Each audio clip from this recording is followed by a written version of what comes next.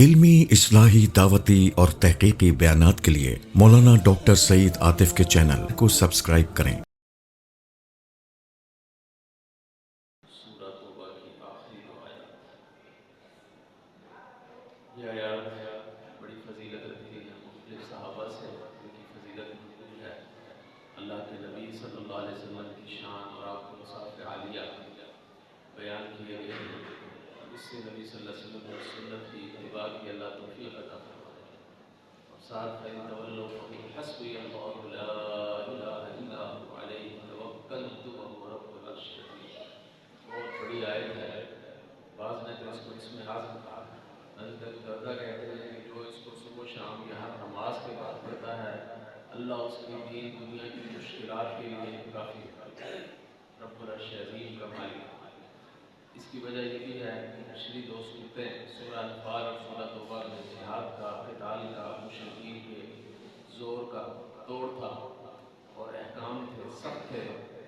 اب اللہ تعالیٰ نے آخر میں اس کو شفقت کر نبی صلی اللہ علیہ وسلم کے اوصاف حمیدہ بیان فرمائے اور حضور صلی اللہ علیہ وسلم کو حوصلہ دیا کہ اگر نتائج نہ نکلیں تو آپ نتائج کی پرواہ نہ کریں۔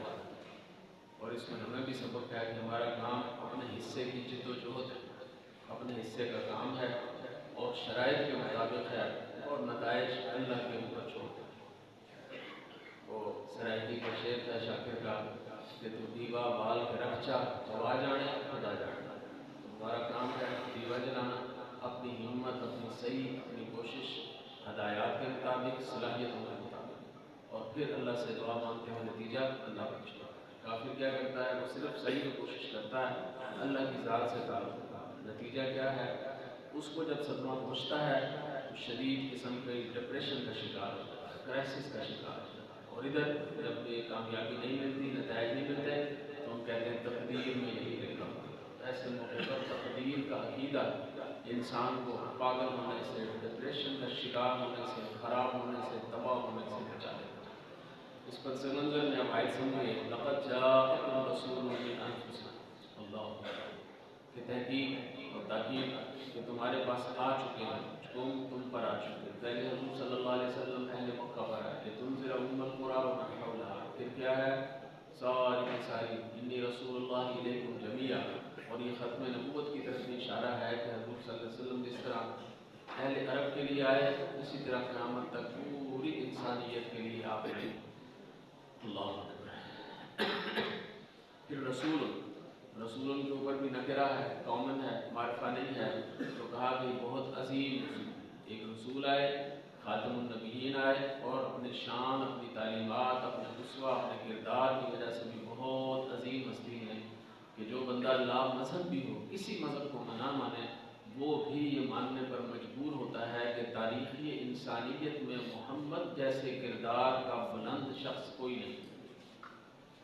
مائیکل ہارٹ نے کتاب لکھی 100 دنیا کے بڑے ہیروز اینڈ ہیرو بچے، اور وہ خود نسلاً یہودی ہے، مذہباً عیسائی ہے، اور وہ مجبور ہو گیا محمد بن عبداللہ کو پہلا نمبر دینے پر۔ یہ ہے الفضل ما شہدت به الاعداء، کہ حقیقی فضیلت وہ ہے جس کی گواہی دشمن ہے۔ یہاں بھی فرمایا جا رہا ہے رسول من انفسکم، رسول ہیں اور پھر انفسکم، تم میں سے ہیں، تم میں سے ہیں یعنی انسان ہے۔ اگر حضور صلی اللہ علیہ وسلم اس معنوں میں نور ہوتے جس طرح فرشتے ہیں، تو حضور صلی اللہ علیہ وسلم ہمارے لیے اسوہ، آپ کا قابل عمل نہ رہتا۔ نسل نہیں چلتی نور کی، بشر کی نسل چلتی ہے۔ بشر کو انسانی چیزیں ہوتی ہیں، اس کو دکھ بھی ملتا ہے، اس کو سکھ بھی ملتا ہے، اس کو مرض بھی ہے، اس کو صحت بھی ہے، یہ ساری چیزیں ہیں تاکہ لوگوں کو پتہ چلے کہ حضور صلی اللہ علیہ وسلم ان میں سے گزرے۔ بقیہ نبی پاک صلی اللہ علیہ وسلم کا مقام اور مرتبہ، اس کا ہم عام بشر سے کوئی مقابلہ ہے۔ اس لیے جب آپ بشر کہیں نبی صلی اللہ علیہ وسلم کو تو کوئی شائبہ گزرتا ہے کہ شاید ہم جیسے ہوں، تو ساتھ ہی یہ بھی کہہ دیا کریں کہ ہم سب بشر ہیں، اور نبی پاک صلی اللہ علیہ وسلم کیا ہے؟ سید البشر ہیں، فخر البشر ہیں، خیر البشر۔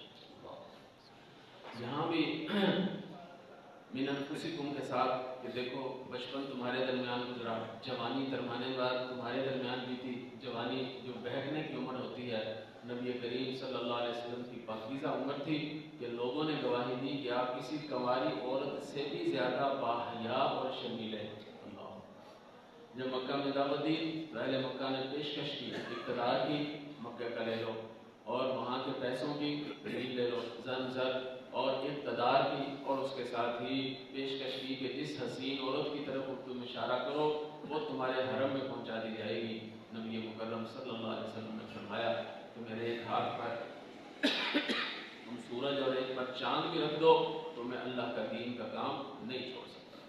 یہ ہے من انفسکم کی ساری زندگی تمہارے درمیان گزری، اسی کو قرآن نے پیش کیا، فقد لبثت فیکم عمرا من قبلہ افلا تعقلون۔